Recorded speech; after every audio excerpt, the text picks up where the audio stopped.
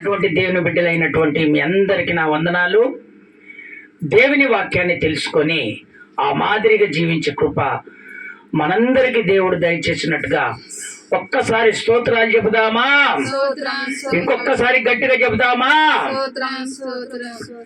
ఆమేన్. దేవుడు మనతో మాట్లాడుతున్నటువంటి ఈరోజు దేవుని మాట, నీ హృదయములో నుండి చెడుతనము కడిగి వేసుకున్నాము. నీ హృదయములో నుండి చెడుతనము కడిగి వేసుకున్నాము. దేవుడు చెప్తున్నటువంటి మాట. దేవుని బిడ్డలారా, మన హృదయములో చెడుతనము ఉండకూడదట. ఒకవేళ ఉంటే వాటిని కడిగి వేసుకోవాలి. ఎప్పుడైతే మన హృదయంలో ఉన్నటువంటి ఆ చెడుతనాన్ని మనం తీసుకువేసుకుంటామో దేవుడు మనలను రక్షించటము మొదలు పెడతాడు. స్తోత్రం చెప్తారా? ఒకసారి గట్టిగా, ఇంకొకసారి గట్టిగా చెప్తారా? దేవుని బిడ్డలారా, మనలో ఉన్నటువంటి చెడుతనం అంటే దేవునికి విరోధమైనటువంటి పనులు, దేవుని సన్నిధికి అనుకూలంగా నడుచుకునే పద్ధతులు, ఇవన్నీ ఒకవేళ నీ హృదయములో ఆ చెడుతనముగా నిలబడ్డాయేమో వాటినన్నిటిని దేవుడు ఈరోజు మీరు కడుక్కొని శుద్ధి చేసుకుంటే మీకు జరగాల్సినటువంటి కార్యాలను దేవుడు జరిపిస్తాడండి. ఈ మాట మీతో మాట్లాడుతున్నాడు. స్తోత్రం చెప్తారా? ఒకసారి గట్టిగా ఆ చదవండి. ఆ దేవుని వాక్యంలోనికి మనం వెళ్దాం. ఇర్మియా పుస్తకము 4వ అధ్యాయము 14వ వచనం. ఇర్మియా పుస్తకము 4వ అధ్యాయము 14వ వచనం.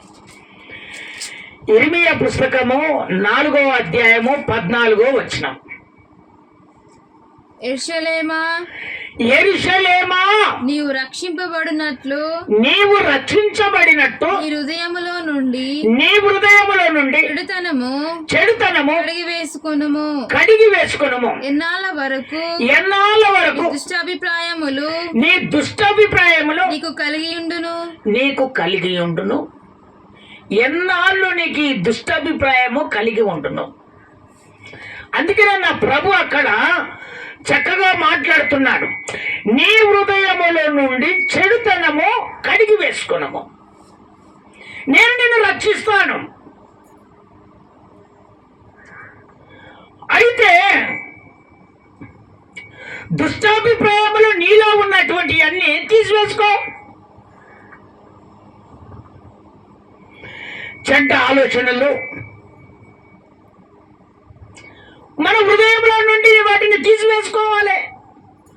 చెడు పద్ధతులు, చెడు మార్గములు, తప్పుడు ఆలోచనలు, ఇవన్నీ దేవునికి ఇష్టమైనటువంటి కావు గనక మనం ఖచ్చితంగా వాటిని మన హృదయములో నుంచి ఎప్పుడైతే శుద్ధి చేసుకుంటామో, వాటిని తీసివేసుకుంటామో, నా ప్రభు ఖచ్చితంగా రక్షించుటకు ఆయన శక్తిమంతుడు గనక ఆయన ఖచ్చితంగా రక్షిస్తాడు. స్తోత్రం చెప్తారా? ఒకసారి గట్టిగా. మొట్టమొదట దుష్టాభిప్రాయము మనలో నుండి తీసివేసుకోవాలని దేవుడు చెప్తున్నాడు. ఆ తర్వాత నువ్వు రక్షించబడతావని దేవుడు చెప్తున్నాడు. దుష్టాభిప్రాయము అనగా ఏంటివంటే, ఎఫెసీయులకు రాసిన పత్రిక 4వ అధ్యాయం 31వ వచనం. దుష్టాభిప్రాయములు అనగా ద్వేషము, కోపము, క్రోధము, అల్లరి, దూషణ, సకలమైనటువంటి దుష్టత్వము మీరు విసర్జించాలి. దేవుడు చెప్తున్నటువంటి మాట. చదువు నాన్న.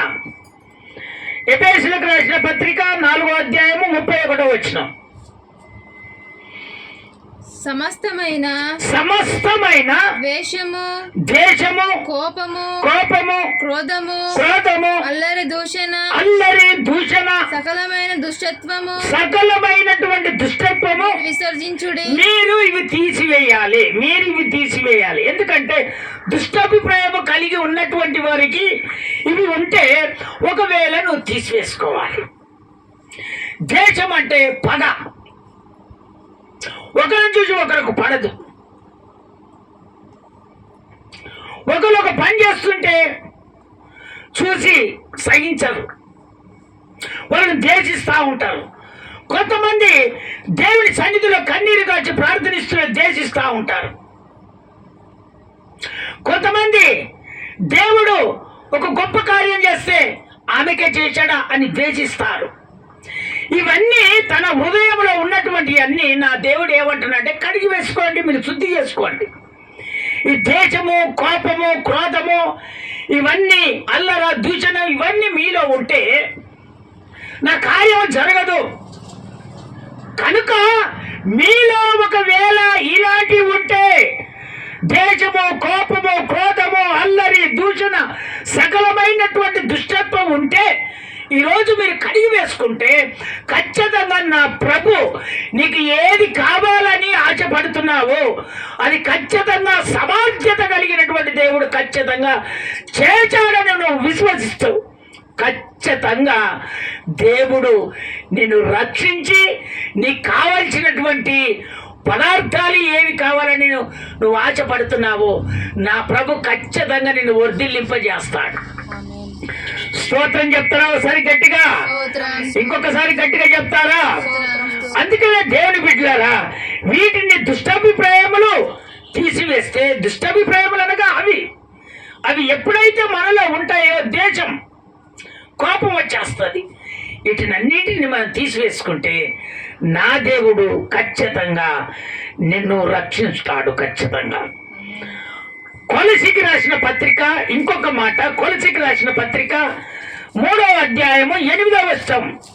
దుష్టాభిప్రాయములు అనగా కొలసీ రాసిన పత్రిక 3వ అధ్యాయం 8వ వచనంలో దేవుడు మాట్లాడుతున్నాడు. 3వ అధ్యాయము 8వ వచనం.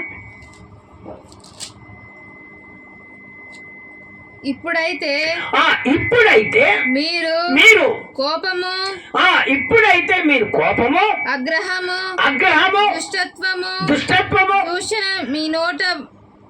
దూషణ మీ నోట బూతులను వీటన్నిటిని విసర్జించుడి. ఇవన్నీ దుష్టాభిప్రాయము. మనిషికి ఎప్పుడైతే మనిషిలో ఇవన్నీ ఉంటాయో దేవుడు నీ హృదయంలోకి రాడు, అది అడ్డుపడతా ఉంటాయి. వాటినన్నిటిని ఎప్పుడైతే మనం తీసివేసుకుంటామో స్వేచ్ఛగా నా దేవుడు నీ హృదయంలోనికి వచ్చేస్తాడు. ఇవన్నీ ఏం చేస్తాయంటే అడ్డుపడతాయి. ప్రార్థన చేసేటప్పుడు అడ్డుపడతాయి, పనులు చేసేటప్పుడు అడ్డుపడతాయి, నువ్వు ఏదైనా సాధించాలని ముందుకు వెళ్ళినప్పుడు ఇవన్నీ అడ్డుపడతాయి. అందుకనే దేవుని నామములో నువ్వు ఈ పని చేయాలని ముందుకు వెళ్ళినప్పుడు ఇవన్నీ అడ్డొస్తాయి. కనుక వీటిని ఎప్పుడైతే నువ్వు తీసివేస్తావో నా దేవుడు నిన్ను రక్షించడం మొదలు పెడతాడు. స్తోత్రం చెప్తారా ఒకసారి గట్టిగా? ఇంకొకసారి గట్టిగా చెప్తారా? ఈ చెడు అభిప్రాయాలన్నీ నువ్వు తీసివేయాలి, దురాలోచనలన్నీ తీసివేయాలి. పాపమును నువ్వు శుద్ధీకరించబడితే నీకు ఏ కీడు రాదు, దేవుడు నీకు మేలు చేయక మారట. స్తోత్రం చెప్తారా ఒకసారి గట్టిగా? చదవండి. యెషయా పుస్తకములో దేవుడు ఒక మాట మాట్లాడుతున్నాడు. యెషయా పుస్తకం 1వ అధ్యాయము 16వ వచనం. 1వ అధ్యాయము 16వ వచనం. యెషయా పుస్తకం. జాగ్రత్తగా వినండి. మిమ్మును మీరు కనుకొనుడి, మీరు శుద్ధి చేసుకొనుడి, మీ దుష్టక్రియలు నాకు కనబడకుండా వాటిని ఖచ్చితంగా మీరు తొలగించాలి. అప్పుడు మీరు నాకు ప్రార్థన చేయండి, మీకు కావలసినటువంటిది ఏంటిదో నేను ఖచ్చితంగా అనుగ్రహిస్తాను. స్తోత్రం చెప్తారా? ఒక్కసారి రిపీట్ చేయి, ఆ మాట రిపీట్ చేయి, మళ్ళీ రిపీట్ చేయి. మిమ్మును కడుక్కొనుడి, దేవుడు చెప్తాడు. మిమ్మును కడుక్కొనుడి, శుద్ధి చేసుకొనుడి, మీరు శుద్ధి చేసుకోండి, మీ దుష్టక్రియలు నాకు కనపడకుండా వాటిని తొలగించి నాకు ప్రార్థన చేయండి. దుష్టక్రియలు ఉండకూడదు, ఆలోచనలు మారుతాయి. దేవుని భక్తి బాధ్యత సత్యముగా జీవిస్తున్నటువంటి వాళ్ళం, పరిశుద్ధత కలిగి జీవిస్తున్నటువంటి వారికి అవి ఎప్పుడైతే దుష్టాభిప్రాయం మనలో ఉంటుందో ఖచ్చితంగా దేవుడు చేస్తానన్న దేవుడు అప్పుడు మాట మార్చుకుంటాడు. వాటిని ఎప్పుడైతే నువ్వు తీసివేసుకుంటావో నా దేవుడు ఖచ్చితంగా నీకు ఏది కావాలని ఆశపడతావు అది ఖచ్చితంగా నా దేవుడు చేస్తాడు. అవి మట్టుకు ఉండకూడదు. అందుకనే మీరు కడుక్కోండి, మీరు శుద్ధి చేసుకోండి. ఒకవేళ ఆ చెడుతనము మీలో ఉంటే వాటిని ఉంచుకొని నాకు ప్రార్థన చేస్తే ఇదిగో ఆ ప్రార్థనకు విలువ రాదని దేవుడు చెప్తున్నాడు. ఖచ్చితంగా కడుక్కోవాలి, ఖచ్చితంగా శుద్ధి చేసుకోవాలి. ఆ తర్వాత నువ్వు ప్రార్థన చేయి. ఆయన రక్షించడానికి అన్యాయస్తులైన దేవుడు కాదు.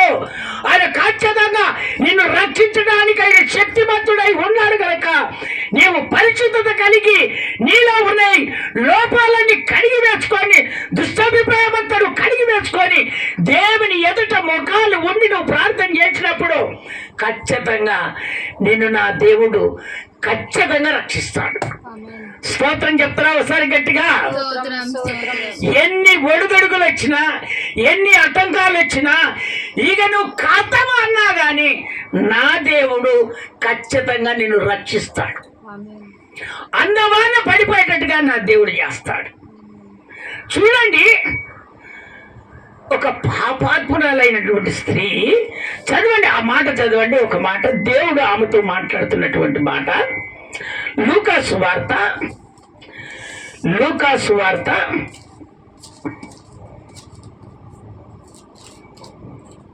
7వ అధ్యాయం 50వ వచనంలో దేవుడు,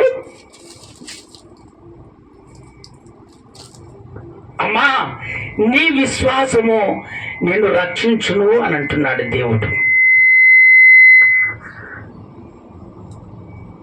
చదువుతారా మాట, చదువుతారా? అందుకు ఆయన నీ విశ్వాసము నిన్ను రక్షించును, సమాధానము గలదానివై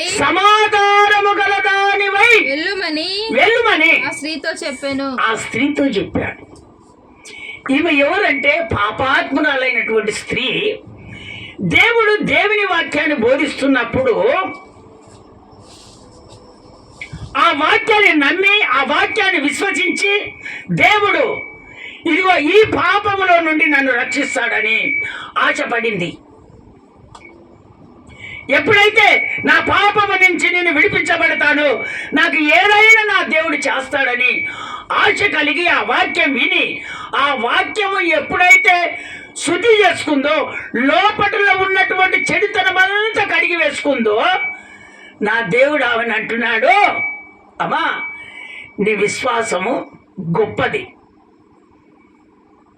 నీవు సమాధానముగా వెళ్ళునుగాక అన్నాడు. ఆమెకు వెంటనే ఆ పాపాన్ని ఎప్పుడైతే కనుక్కుందో దేవుడు వెంటనే ఆ విశ్వాసాన్ని బట్టి ఆమెకు సమాధానం కలగజేశాడు. ఆమెకి ఏ కొరత లేకుండా దేవుడు చేశాడు. కొంతమంది ఏం చేస్తారంటే పని జరగట్లేదని పాపం చేస్తారు, వాళ్ళకి వీళ్ళకు కైలాటం పెడతారు, కోపాలు సృష్టించారు, దేశాలు పెంచుతారు, క్రోధాలు పెంచుతారు.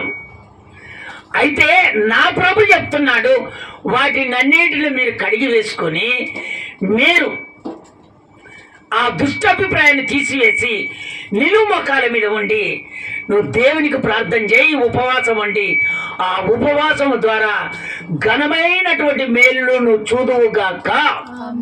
స్తోత్రం చెప్తారా ఒకసారి గట్టిగా? ఇంకొకసారి గట్టిగా చెప్తారా?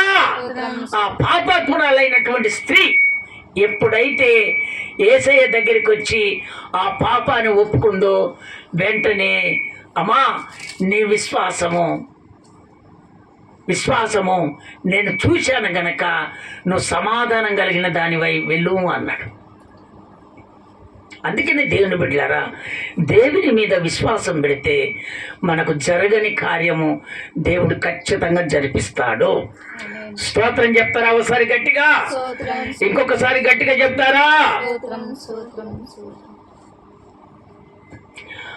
చదవండి దేవుని వాక్యము. ఎఫెసీయులకు రాసిన పత్రిక 2వ అధ్యాయము 8వ వచనం. 2వ అధ్యాయం 8వ వచనం. మీరు మీరు విశ్వాసము ద్వారా విశ్వాసము ద్వారా కృపచేతనే రక్షింపబడి ఉన్నారు. మీ వలన ఇది మీ వలన కలిగినది కాదు, దేవుని వరమే. ఇది దేవుని వరం. మళ్ళీ రిపీట్ చేయి. మీరు విశ్వాసము ద్వారా కృపచేతనే రక్షింపబడి ఉన్నారు. కృపచేతనే రక్షించబడినారు. ఇది మీ వలన అసలు జరగదు, కలిగినది కాదు, దేవుని వరమే. ఇది దేవుని వరము ద్వారా జరుగుతుంది. అందుకనే దేవుని బిడ్డలారా, నువ్వు రక్షించబడాలంటే దేవుని మీద విశ్వాసం ఉంచాలి. ఇప్పుడు ఆమె ఎక్కడ దేవుని వాక్యం విన్నది, దేవుని మందిరంలో నిలబడింది, ఇదిగో ఆత్మీయతంగా వెదిగింది. వెంటనే నా ప్రభు ఆమెతో మాట్లాడాడు, అమ్మా నువ్వు విశ్వాసం కలిగిన దానివై సమాధానముగా వెళ్ళుము అన్నాడు. అంతే. ఆమె కొరత అంతా దేవుడు తీసివేశాడు, ఆమెను రక్షించాడు. ఆమెకి ఏది కావాలో నా దేవుడు సకలము అనుగ్రహించాడు. ఆమె ఆ పాపము నుంచి విడిపించబడింది, ఆమె శుద్ధి చేసుకుంది, ఆ చెడుతనమంతా కడిగి వేసుకుంది. ఎప్పుడైతే కడిగి వేసుకుందో నా ప్రభు ఆమెను రక్షించాడు. స్తోత్రం చెప్తారా? ఒకసారి గట్టిగా, ఇంకొకసారి గట్టిగా చెప్తారా? ఆ వాక్యము ఏదో ఒక రోజు మనం చెప్పుకున్నాము. అందరం నిలుమొక్కల మీద ఉండి ఒక తీర్మానంలోనికి వచ్చేద్దాం. అందరం నిలుమొక్కల మీదకి వచ్చేద్దాం.